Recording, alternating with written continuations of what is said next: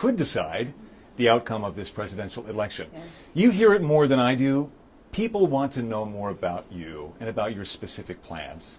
At the debate the other night, you talked about creating an opportunity economy. Mm-hmm. I wonder if we can drill down on that a little bit. When we talk about bringing down prices and making life more affordable for people, what are one or two specific things you have in mind for that?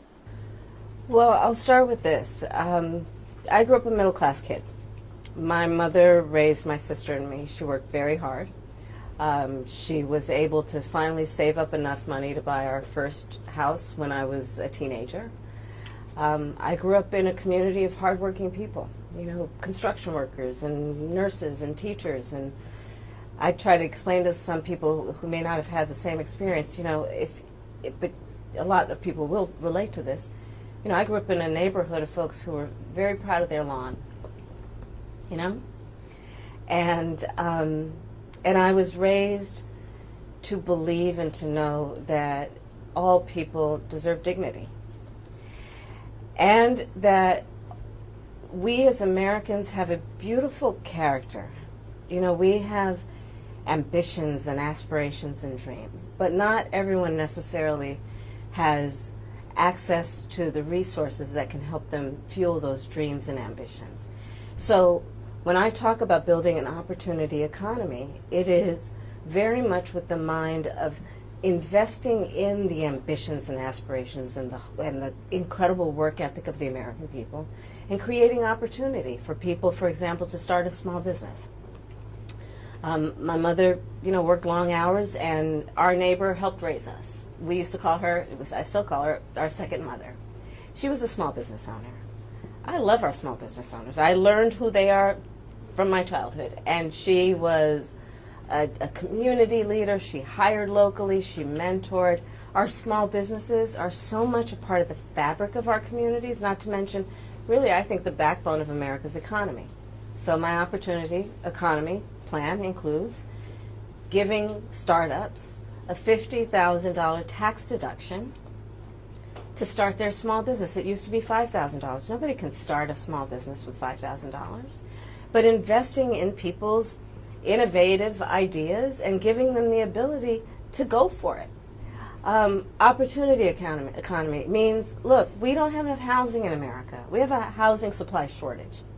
And what that means, in particular for so many younger Americans, the American dream is elusive. It's just actually not attainable.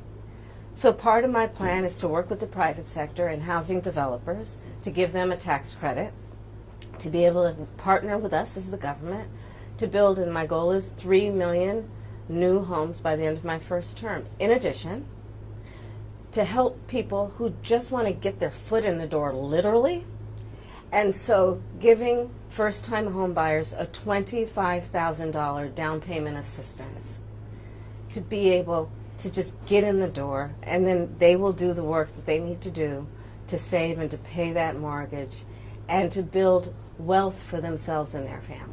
These are some examples of what I mean when I talk about an opportunity economy, and a lot of it has to do with just the community I was raised in and the people that I admired, who work hard, and deserve to have, their dreams fulfilled because they're prepared to work for it. You talked at the debate and at previous appearances about turning the page on the past. And in fact, here today in Johnstown, you're talking about a new way forward. Yeah.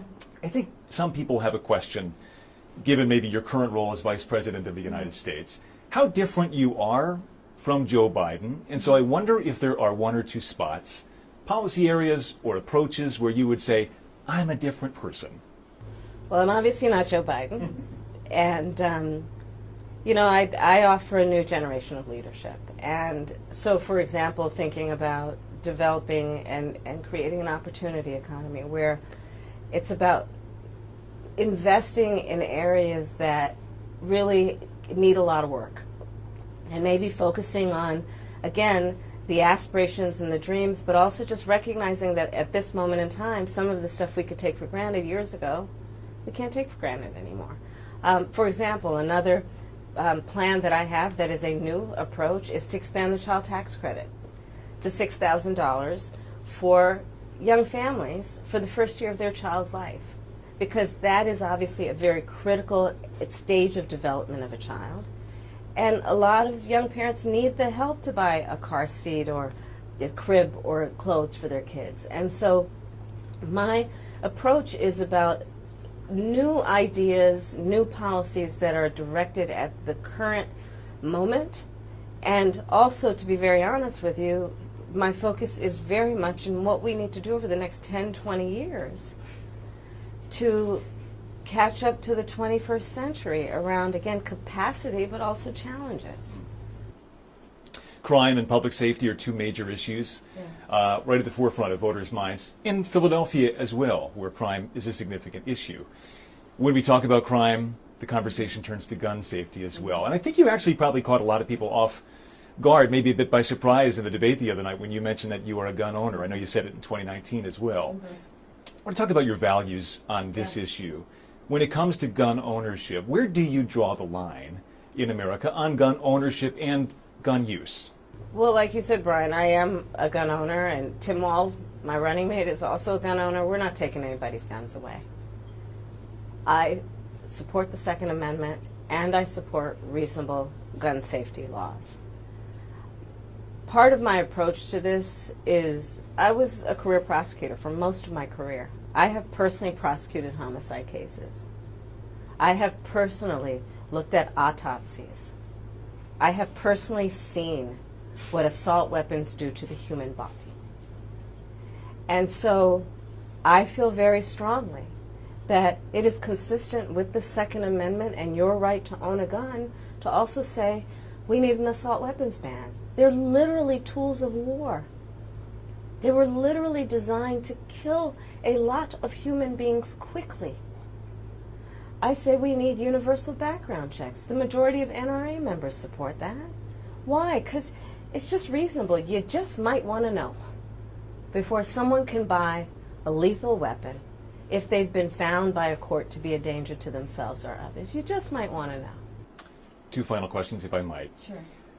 On the appeal of the man you were running against, as you drove here today, you likely saw a lot of Trump signs. Mm-hmm.